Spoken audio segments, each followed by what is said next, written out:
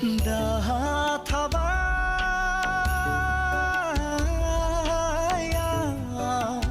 hangma thaba songsaran adra jaba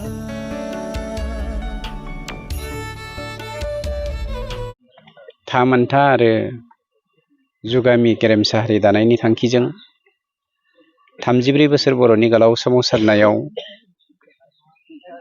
एनडिबिनि दावहारु जोहोलाव गिबि मुंख्लं बिबांबुर गोरानि जा गामि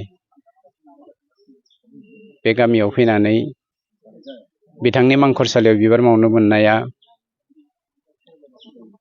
जों साफ्रोमबो बर' फिसानि थाखाय आशीर्बाद गोनां मोनसे हाबाफारि। जिउआव जेसेबांसिम जोङो थांनानै थाबाय थागोन बर' हारि हिसाबै बिबांबुर गोराजों लोगोसे एनडिबिनि मुंख्लंफोरा 3114 सा दङ।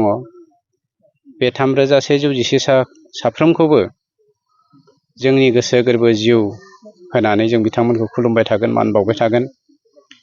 बिथांमोना हारिनि थाखाय जिउ बावनायल' नङा, हारिनि थाखाय दिथागिरि महरै जोंनो मोनसे लामा होलांबाय। जोङो बे लामाखौ जेब्लायबो फोसाबना लाबाय थानांगोन। मानोना बिथांमोननि जि थै, बिथांमोननि जि जिउ, बे जिउखौ जों बेसेन गैयै खालामनो हाया। बेनिखायनो नोंथांमोननि मिडियानि गेजेरजों दुलाराय मुलुगाव थानाय बर' फिसाफोरखौ दिनैनि बे गोथार सानखौ, गेदेर सानखौ बर'नि मोनसे गेदेर सान हिसाबै गोसोखांफ्लायबाय थानो हानायनि हाबाफारि मावनो थाखाय आं गुरैयै खावलायहरबाय।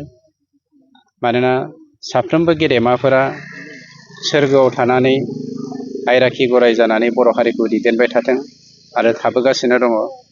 जायनि जाहोनाव गिदिर गिदिर नाया फिसा फिसा नाफोरखौ ग्लब ग्लब मन'नो नागिरनाय बायदि बर' हारिखौ मन'नो नागिरबाबो दिनै बै मुंख्लंफोरनि नोजोरनि थाखायनो, आशीर्बादनि थाखायनो दिनै जोंखौ फोजोबस्रांनो हायाखै। जों जेब्लायबो बिथांमोनखौ सेलुट खालामो। गोजोननाय मोन्दों। गिबि खेबनि थाखाय आं बिथांनि गामियाव फैनानै बे मांखरसालियाव बिथांनि जानानै अबंलावरिनिसिम आर'ज गाबनायजों लोगोसे साफ्रोमबो मुंख्लंनि थाखाय आर'ज गाबनो मोननायनि। बांबुर गोरानि मुङाव जि ट्रास्ट फैखांनायनि नोंथाङा जिथु खोथा होबाय, सरासनस्रायै जेनेरेसन टु जेनेरेसन जोङो जुदि मोनसे हाबाफारिखौ मावफुंलांबाय थानांगौब्ला जेब्लासिम जोंनि बे दावहारु हान्जाफोरा थाबाय थागोन अब्लासिम जों बेखौ मानिबाय थागोन। नाथाय जेनेरेसन टु जेनेरेसन जेब्ला बियो थांबाय थानांगौ जायोब्ला मोनसे समाव मानसिनाव मेंनाय, बानाय, मुजुनाय फैयो। दा बेखौ जोङो खेंख्रा खेंख्रिबाबो एरखेनानै बे मुंख्लं सानखौ जोङो फालिबाय थानो हानाय बायदि जोंनो ट्रास्टनि गोनांथि। ओंखायनो ट्रास्टखौ गायसननायनिजों लोगोसे बे ट्रास्टनि गेजेरजों दिनैनि बे सानखौ जोङो जुगामि एभारलास्टिं बा एभारग्रिन खालामनो मिजिं खालामदों। आरो बे ट्रास्टखौ खुलिनायाव आंनिफ्राय आङो 5 लाख डनेसन होगोन होननानै आं नोंथांमोननि मिडियानि गेजेरजों ट्रास्टनि दैदेनगिरि बिथांमोननिसिम मेसेज हरनाय थाबाय।